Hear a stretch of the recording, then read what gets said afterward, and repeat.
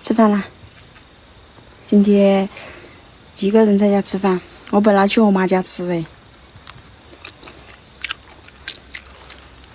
但是我去我妈家的时候，我家那个也憨皮厚脸的跟着去，我去到我妈家我就回来了。今天我吃昨天的剩饭，不想跟他们一起吃饭，烦死了！天天吃饭，天天喝酒，看着烦人。